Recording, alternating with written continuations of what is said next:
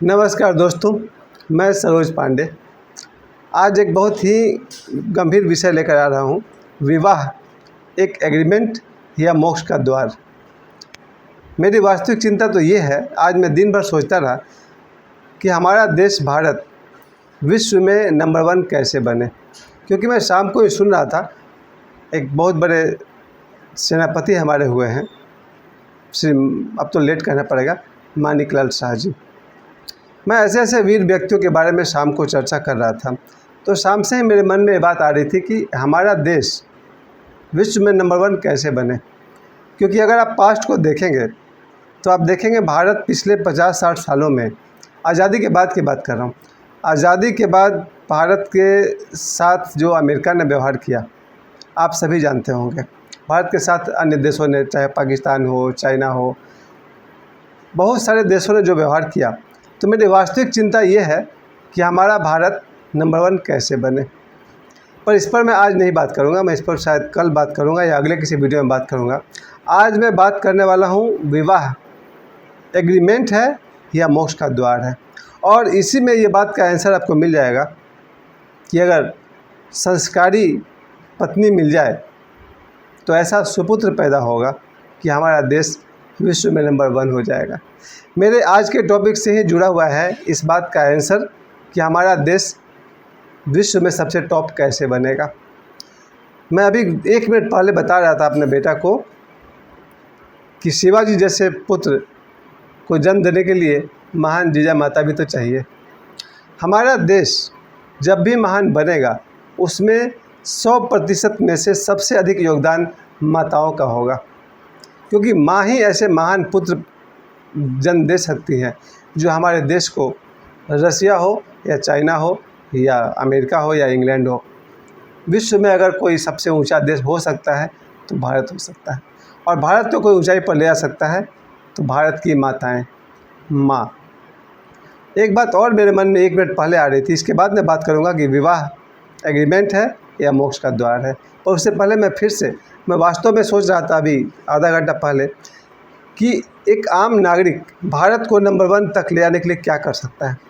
एक आम आदमी अगर अपने तरफ से मैं प्रयास करूं कि भारत को नंबर 1 बना दूं, तो शायद ये मेरे लिए 100 साल लगेंगे कि पता नहीं कितना साल लगेगा और कितना अथक प्रयास करने के बाद होगा। लेकिन मिनिमम मैं एक बात ज़रूर कह सकता हूं कि हमारा एक वोट हमारे भारत को विश्व का नंबर 1 देश बना सकता है। ये लंबा मामला है, राजनीतिक मामला है, इसको आसानी से नहीं कह सकता है। लेकिन एक आम आदमी एक वोट सही व्यक्ति को तो दे सकता है ना। और सही व्यक्ति अगर देश को चलाएगा तो हमारा देश विश्व में नंबर 1 होगा। अब इसी बात को मैं जोड़ूंगा हमारे देश की माताओं से, हमारे देश की स्त्रियों से। क्योंकि हमारे देश की ही किसी स्त्री के पुत्र हुए महात्मा गांधी। महात्मा गांधी के समय में जब देश हमारा आज़ाद हुआ और देश आज़ादी के बाद जब देश का बंटवारा हुआ, भारत, पाकिस्तान, बांग्लादेश, तो जब मेरे दोस्त, मेरे भाई, जब लोग बात करते हैं कि गांधी जी ने ये गलती किया, गांधी जी ने वो गलती किया, हमारे सभी दोस्त सोचते हैं कि गांधी जी ने बहुत बड़ी गलती कर दी। महात्मा गांधी का भारत की आज़ादी में जो योगदान था उसको तो लोगों ने एकदम किनारे ही कर दिया। 1919 से जो महात्मा गांधी जी ने असहयोग आंदोलन शुरू किया, बाद में सभी ने अवज्ञा शुरू किया, और नमक आंदोलन शुरू किया, सत्याग्रह किया, उन सब बातों को लोगों ने साइड कर दिया, भुला दिया और ये याद करके बैठे हुए हैं कि गांधी जी ने देश को बांट दिया। और भी बहुत कुछ हुआ। और जब भी कोई मेरा दोस्त जब बोलता है कि गांधी जी ने ये गलती किया, गांधी जी ने वो गलती किया, तो मेरे मन से एक ही आवाज़ आती है कि जो दोस्त बोल रहा है, अगर ये गांधी जी की जगह होता तो क्या सब कुछ सॉल्व करता? इतना आसान नहीं है दोस्तों। महात्मा गांधी की निंदा करना बहुत आसान है, लेकिन आप 1000 वर्ष से जो हमारे देश में मुस्लिम रह रहे हैं, वही गुलाम वंश से लेकर के आज तक जो हमारे पास जो समुदाय 1000 वर्षों से भारत में रह रहा है, उस मामले को आप इतना आसानी से सॉल्व कर देते। जो लोग भी गांधी जी के खिलाफ़ बोलते हैं उनसे मेरा यही सवाल है, क्या आप अगर 1948 में होते तो सॉल्व कर देते? और अगर आप गांधी जी ने गलत कर दिया, आप सही कर लीजिए, कौन मना करता है। आज 2023 में आप हैं ना, आपसे जो बन पड़ता है करिए। यही मेरे आज के वीडियो का उद्देश्य है। हमारा देश नंबर 1 कैसे बने। अगर आपस में हिंदू मुसलमान का ही कलह करते रह गए, लड़ते रह गए, तो सिर्फ कमज़ोर बनेंगे, दुनिया के देशों से मुकाबला नहीं कर पाएंगे, या दुनिया के देशों से हाथ में हाथ मिलाकर नहीं चल पाएंगे।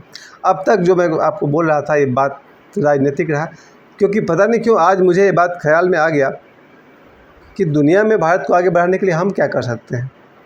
अब तो मैं 51 साल का आदमी हूँ, मेरी क्षमता कितनी है, मैं प्राइवेट टीचर हूँ, इससे ज़्यादा तो मेरी कोई हैसियत है नहीं।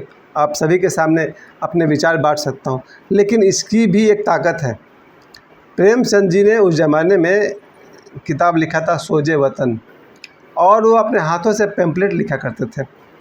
प्रेमचंद जी का भारत की आज़ादी में योगदान है, उनका योगदान ये है एज ए राइटर होने के नाते वो अपने हाथों से पैम्पलेट लिखा करते थे, किसी पेज पर लिखते थे, भारत के लोगों उनमें जोश और उत्साह भरते थे ताकि भारत के लोग अंग्रेज़ों के विरुद्ध संघर्ष कर सकें, अपनी लड़ाई लड़ सकें।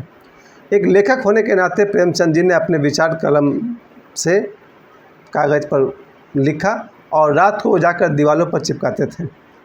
सुबह उठकर लोग पढ़ते थे, दीवारों पर लिखा हुआ है कि भारत माता की आज़ादी के लिए आगे बढ़ो वगैरह वगैरह, जो कुछ भी उस समय रहा होगा। एक लेखक भी योगदान दे सकता है देश को आज़ाद होने में, और मैं कहूँगा ये एक योगदान है। जो सिपाही हैंड टू हैंड लड़े वो तो है ही देश के सिपाही, जिन्होंने देश के लिए अपने जान दिए वो भी सिपाही हैं। शास्त्री जी, नेहरू जी या गांधी जी, इन लोगों ने जो कुछ भी लाठियाँ खाई वो भी देश के लिए बलिदान था, लेकिन प्रेमचंद जी ने जो लिखा वो भी देश के लिए, देश की आज़ादी के संघर्ष में एक योगदान था। उसी तरह से मुझे आज जब ये ख्याल में आ रहा था कि हमारा देश किस तरह से आगे बढ़े, तो मेरे हाथ में सिर्फ एक ही चाबी पकड़ में आया, भारत की स्त्रियाँ, भारत की महिलाएं। अगर भारत की महिलाएं, और यही भारत की महिलाएं सपूतों को जन्म दे सकती हैं, और सपूत ही देश को आगे बढ़ाएंगे। इस समय थोड़ा सा आज जो मैंने ड्रेस पहना हुआ है, थोड़ा सा ये कपड़ा मेरा भगवा रंग का है, ये इस पर स्वास्तिक और ओम भी लिखा हुआ है। आज संजोग की बात थी कि मैं अपने पढ़ा कर लौट रहा था, तो ये कुर्ता पर मेरी नज़र पड़ी, मैंने देखा स्वास्तिक भी बना है, ओम भी लिखा हुआ है, भगवा रंग भी है। तो मुझे याद आ गया कि ओशो ने जब हम लोग को दीक्षा दिया था तो उन्होंने कहा था भगवा रंग वीरता का प्रतीक है, उगते हुए सूरज का प्रतीक है, हमारे शरीर में जोश और उत्साह भरता है। तो मैंने ये कुर्ता खरीद लिया, और हमने कहा जब कुर्ता जैसे ही मैंने पहना, अब मेरे मन में ख्याल आ रहा हमारा देश कैसे आगे बढ़े, क्या योगदान हम दे सकते हैं। विचार के तल पर जो विचार मेरे पास है, जो शुभ विचार कह सकते हैं, क्योंकि 50 साल की ज़िंदगी में मैंने भी बहुत कुछ देखा है, और 50 साल की ज़िंदगी में से मैंने जो कुछ भी सीखा है उसे मैं अपने वीडियो के माध्यम से आपके सामने रखता हूँ। और आज ही, सिर्फ आज ही मेरे 2202 सब्सक्राइबर पूरे हुए, यानी कि 2202। जब मेरे 2200 से अधिक सब्सक्राइबर आज शाम को पूरे हुए, तो मैंने अपने कर्तव्य को और महसूस किया कि मेरा कर्तव्य है कि मैं अपने जीवन के अनुभव को आपके सामने रखूं, और आप सभी से कहूं, जीवन में अगर एक काम तो अभी कर दीजिए। वोट तो आप तब दीजिएगा जब इलेक्शन आएगा, तब आप भारत को एक वोट आप दीजिए, और आपका एक वोट भारत को कहां से कहां ले जाएगा। खैर, वापस मैं लौटता हूं अपनी बात पर कि विवाह एग्रीमेंट है या फिर मोक्ष का द्वार है। सब्जेक्ट बहुत बड़ा है, और उसे मैं 5 मिनट में कहना चाहूँ, बहुत बड़ा सब्जेक्ट है, इस पर मुझे पूरा ग्रंथ ही कहना पड़ेगा। लेकिन मैं ज़रूरी बात आप सभी से ये कहना चाहता हूँ कि इन दिनों एक महिला बहुत चर्चा में है, मैं एक बार से अधिक नाम नहीं ले सकता हूँ, क्योंकि मैं अपने मुख से भगवान राम का नाम लेना पसंद करता हूँ, भगवान कृष्ण का नाम लेना पसंद करता हूँ, किसी भी ऐसे वैसे लोग का मैं नाम लेना पसंद नहीं करता। इन दिनों जो चर्चा में जो महिला है, मैं उनको एक बार याद कर लूँ, ज्योति मौर्य। इनके विषय में 3-4 दिनों से मेरे दोनों बच्चे मुझे बहुत कुछ बता रहे हैं। मैंने पर्सनली कोई सर्च नहीं किया, क्योंकि मैं समझता हूँ आदमी के मनोविज्ञान को समझने के लिए मैं 30 साल से उसी में PhD कर रहा हूँ। मैंने जीवन भर औरतों को बहुत नज़दीक से समझा है, और आगे समझना बाकी है, क्योंकि बहुत पुरानी से पुरानी कहावत है, औरत को कोई नहीं समझ पाया है। तो चलिए, ये कोई निंदा की बात नहीं है, ये प्रशंसा की बात है, ईश्वर को भी आदमी नहीं समझ पाया है। इसलिए मैं यही कहना चाहता हूँ कि जो कुछ भी ज्योति ने किया है और कर रही हैं, उसमें एक ही बात मुझे दिखाई पड़ता है, एम्बिशन, महत्वाकांक्षा के दौड़ में जब उनको कुछ बनना था, SDM बनना था, वो SDM बन गई। तो जिस व्यक्ति ने उनकी सहायता की, उनका अपना पति जो एक सफाई कर्मचारी हैं, लोअर पोस्ट पर हैं, और उन्हें फिर किसी और से लगाव हो गया और उन्होंने इस पति को छोड़कर किसी और को अपनाना चाहा। यहाँ तक कि अपने पति पर उन्होंने कुछ इल्ज़ाम भी लगा दिए हैं।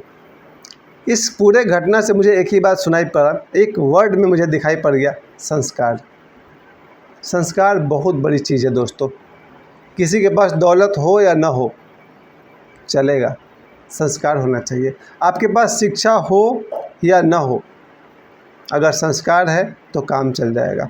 मेरी दादी, मेरी माँ कोई बहुत शिक्षित महिला नहीं थी, लेकिन अगर उनमें संस्कार है तो मेरे लिए बहुत महानतम बात है। शिक्षा हुआ तो सोने पे सुहागा, नहीं हुआ तो संस्कार तो ज़रूर चाहिए। विवाह के विषय में मैं इतना ही कहना चाहता हूँ कि विवाह एग्रीमेंट है या मोक्ष का द्वार है। प्राचीन समय में याद कीजिए तो आज सावन का महीना चल रहा है, और जब भी सावन के महीना चलता है तो भगवान शिव पार्वती याद आते हैं। हमारे आइडियल कोई अगर पति पत्नी है तो भगवान शिव और माता पार्वती। मेरे जैसा व्यक्ति आज भी पार्वती माता का ही सिंबल मन में रखता है कि पत्नी मिले तो माता पार्वती जैसी मिले। और जितनी सारी लड़कियां हैं, अभी कुछ देर पहले मेरी एक साथी हैं, उन्होंने मैसेज किया कि शिव पुराण में पढ़ती हूँ, तो उनका अगर कोई आदर्श रहा होगा तो भगवान शिव हैं। हमारे भारत में जहाँ शिव पार्वती जैसे पति पत्नी हुए हैं, हमारे भारत में जहाँ भगवान राम और माता सीता जैसे पति पत्नी हुए हैं, इसी भारत में ये ज्योति मौर्य की कहानी भी लिखी जा रही है। कहाँ गड़बड़ हो रही है? संस्कार में गड़बड़ हो रही है। अगर मैं कहूँ माता सीता में क्या संस्कार थे, आप कहेंगे सब कोई जानता है। माता पार्वती में क्या संस्कार हैं, आप सभी जानते हैं। लेकिन जब मैंने ये कहा कि विवाह एग्रीमेंट है, ऐसा मैंने क्यों कह दिया? और वहीं कुछ विवाह मोक्ष का द्वार भी है। जहाँ माता सीता जैसी महिला होगी वहाँ विवाह मोक्ष का द्वार भी होगा। जहाँ माता पार्वती जैसी महिला होंगी, पत्नी होंगी, वहाँ वो पति के लिए मोक्ष का द्वार होंगी। एक समय तक हमारे देश में जितने भी ग्रंथ लिखे गए हैं, भगवान कृष्ण के ज़माने में जितनी भी महिलाएं हैं, उन सभी को अगर देखा जाए तो ऐसा लगता है कि पत्नी मोक्ष का द्वार है। फिर एक युग आया, ये 19वीं शताब्दी की बात कर रहा हूँ, जिसका मैं साक्षी रहा हूँ। 1973 में मेरा जन्म हुआ। 5 वर्ष की उम्र के आसपास से मुझे दिखाई पड़ने लगा कि जो स्त्री हैं वो सुसंस्कृत हैं या कुसंस्कृत हैं। और तब से मुझे दिखाई पड़ने लगा कि विवाह में लोगों ने एक बात रख दी कि माता पिता तय करेंगे कि बेटा का शादी किससे होगा, और वो जो वर होगा वो वधू को नहीं देख सकता है शादी से पहले। और दूसरी तरफ जो वधू पक्ष है, उनका डिसीजन है कि विवाह का फैसला वो करेंगे। उनकी जो बेटी होगी वो अपने होने वाले पति को नहीं दिख सकती है, नहीं मिल सकती है। यानी विवाह तय करेंगे माता पिता, मामा फूफा वगैरह वगैरह, मौसा। और वधू पक्ष की तरफ से भी विवाह का तय करेंगे माता पिता वगैरह वगैरह। इन जो दोनों की शादी होनी है पति पत्नी की, इन दोनों को आपस में एक दूसरे को देखना मना है, एक दूसरे से मिलना मना है। ये विवाह जिसमें सीधी सी बात है, एग्रीमेंट है। यहाँ वर पक्ष ये कह रहा है बिना शब्द के कि भाई जो बहू आएगी उससे मेरा वंश चलेगा, और बच्चों को पालेगी, बच्चों को खाना खिलाएगी, घर सजाएगी वगैरह वगैरह वगैरह। ये रहा एग्रीमेंट वर के तरफ से कि जो बहू आएगी उससे संतान होगा, वंश का नाम होगा, बच्चे पालेगी, खिलाएगी और घर के सारे काम करेगी। और जो वधू पक्ष है उनका शर्त है भैया कि मेरी बेटी जहाँ जाएगी तो आपका बेटा कमा के खिलाएगा। कुछ स्पष्ट नहीं बोला जा रहा, पर बात वही है, एक्सचेंज, लेन देन। पति पत्नी को कुछ देगा, पत्नी पति को कुछ देगी, इसी का नाम था विवाह। इस विवाह में साथ रहते रहते, एक दूसरे के साथ रहते रहते, या तो जीवन भर कलह होता है या जीवन भर प्रेम की वर्षा होती है। ये पति पत्नी के बीच जो कलह हो रहा, पहली बात ये दोनों एक दूसरे को जानते भी नहीं हैं। माता पिता मौसा चाचा ने शादी करवाई है, अब यहाँ से 2 रास्ते निकलने वाले हैं। या तो पति पत्नी में अगर अंडरस्टैंडिंग हुआ तो यही विवाह मोक्ष का द्वार बनेगा, और अगर अंडरस्टैंडिंग नहीं हुआ तो लोग एक दूसरे को नहीं समझे तो ये विवाह एग्रीमेंट से ज़्यादा नहीं है। आप सभी जानते हैं, मैं कोई नई बात नहीं कह रहा हूँ। विवाह कम से कम मैं इंडियन मैरिज की बात कर रहा हूँ, विदेशों में क्या होता है उसकी बात नहीं कर रहा हूँ। भारत में जो विवाह, जितने विवाह मैंने देखे हैं, 100 में से 10-15 विवाह तो बैडली टूट जाते हैं। कारण वही है, इनका एग्रीमेंट पूरा नहीं हुआ। या तो पति कमा के नहीं दे पाया या पत्नी घर को नहीं चला पाई। तो 100 में से अगर मेरा अपना मानना है कि 15 विवाह तो वैसे ही टूट जाते हैं। बेटी ज़िंदगी भर मायके में बैठी हुई है और बेटा अकेला घूम रहा है, ऐसे विवाह भी हमारे भारत में होते हैं। और बाकी जो अधिकतम संख्या है वो एक दूसरे की ज़रूरतें पूरा करने में लगे हुए हैं। पति पत्नी की ज़रूरतें पूरा कर रहा है, पत्नी पति की ज़रूरतें पूरा कर रही है, और इसी में होड़ मचा हुआ है। और इसमें अगर वेस्टर्न कल्चर घुस गया, अगर पश्चिमी प्रभाव घुस गया, बॉलीवुड का असर घुस गया, और जितने सीरियल्स दिखाए जाते हैं टीवी पर, आप सभी सीरियल को आप देखेंगे तो आप एक ही बात गौर कीजिएगा, इसका अफेयर उससे चल रहा है, उसका अफेयर उससे चल रहा है, ये उसकी बीवी है, ये उसकी मंगेतर है। भारतीय संस्कार का बैंड बज गया है धारावाहिकों में। मैं किसी व्यक्ति विशेष के खिलाफ बोलना नहीं चाहता हूँ, पर जानते आप सभी हैं कि जब आप सीरियल देखने बैठेंगे, उन सीरियल में क्या कथा है। पत्नी जिस ऑफिस में काम कर रही है, वहाँ के बॉस से उसका अफेयर चल रहा है, और बॉस की पत्नी का किसी और से चल रहा है, इसका उससे तलाक हो रहा है, इसका उससे शादी हो रहा है। प्यारे दोस्तों, ऐसे लोग जब टीवी देखेंगे, उनके मन पर क्या प्रभाव पड़ने वाला है। यहाँ मैं आज ओशो की बात नहीं करूँगा, ओशो को मैं थोड़ा सा आज के दिन में उनकी बात नहीं करना चाहता हूँ, क्योंकि ओशो बहुत ऊंची बात कर रहे हैं। ओशो की जो किताब है from sex to super consciousness, और जो ओशो ने अपने आश्रम में जो हम लोगों को सिखाया, वो बहुत बड़ी बात है, वो आध्यात्मिक बात है। उसकी मैं आज के एपिसोड में चर्चा नहीं करूँगा। लेकिन जिस परिवार में भी, मैंने बहुत सारे अखबार पढ़े हैं, तो मैं कटिंग संभाल के नहीं रखता हूँ, जहाँ मैंने देखा है कि पति ने पत्नी, अभी 2-3 दिन पहले अखबार में न्यूज़ था कि पति ने अपने साली से शादी करने के लिए पत्नी को छुरा भोंक कर मारा, ये न्यूज़ था। सर, इस तरह का समाचार मैं बचपन से पढ़ रहा हूँ, अनेक कहीं। इस विवाह को आप क्या कहेंगे, मोक्ष का द्वार या जस्ट एन एग्रीमेंट? खैर, आप सभी का बहुत समय नहीं लेते हुए, चूँकि मैंने देश के विषय में ज़्यादा बोला, वही मेरी वास्तविक चिंता भी है। मैं तो एक ही बात में अपनी बात ख़त्म करना चाहता हूँ कि हमारे भारत में अगर सभी माताएँ सुसंस्कृत हो, और सुसंस्कृत का मतलब आप सभी जानते हैं, अच्छे संस्कार क्या हैं आप सब जानते हैं। अच्छे संस्कार वाली महिला को मैं अपने तरफ से कह रहा हूँ, अच्छे संस्कार वाले महिला को राम जैसे पति मिलेंगे ही। अगर कोई बच्ची सीता वाली संस्कार है, माता पार्वती वाला संस्कार है, उस बच्ची को बड़े होकर के भगवान राम या भगवान शिव जैसे पति मिलेंगे ही मिलेंगे। उनका जीवन मोक्ष का द्वार बनेगा ही बनेगा, और उनके संतान हमारे देश के सपूत होंगे, और वही देश के सपूत हमारे देश को विश्व के नंबर 1 पर ले जाएंगे। मेरी भी मान्यता क्या होता है, मैं सिर्फ अपनी मान्यता की बात कर रहा हूँ। मैं पॉलिटिक्स में बोलना पसंद नहीं करता हूँ, क्योंकि सभी लोग कैसे कैसे कमेंट्स करते हैं। आजकल मुझे भी महसूस होता है कि मोदी जी जब से भारत के प्रधानमंत्री बने हैं, भारत ने जो प्रतिष्ठा, आजकल भारत जो प्रतिष्ठा कमा रहा है देश विदेश में, उसे देखकर मैं कह सकता हूँ कि अगर मोदी जी को किसी ने क्रिएट किया होगा, तो उनके भीतर जो संस्कार रहा होगा, उनकी माता जी का रहा होगा। अभी एक और नौजवान मुझे बहुत पसंद है, मुख्यमंत्री आदित्यनाथ योगी जी।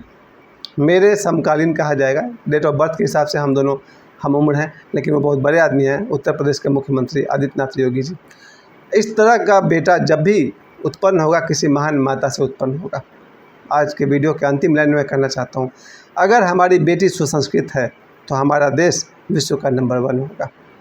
प्यारे दोस्तों, मेरा वीडियो अगर आपको अच्छा लगा हो तो कृपया इसे शेयर कीजिए, और मैंने अगर कुछ गलत कहा हो मुझे कमेंट कीजिए। मैं आप सभी से या तो अपनी सफाई दूंगा या क्षमा मांगूंगा। मुझे समय देने के लिए बहुत बहुत धन्यवाद। एक बार फिर से मैं कहना चाहता हूँ, भगवान करे हमारा देश विश्व में नंबर 1 हो, और ईश्वर करे हमारी बेटियाँ सुसंस्कृत हो। धन्यवाद।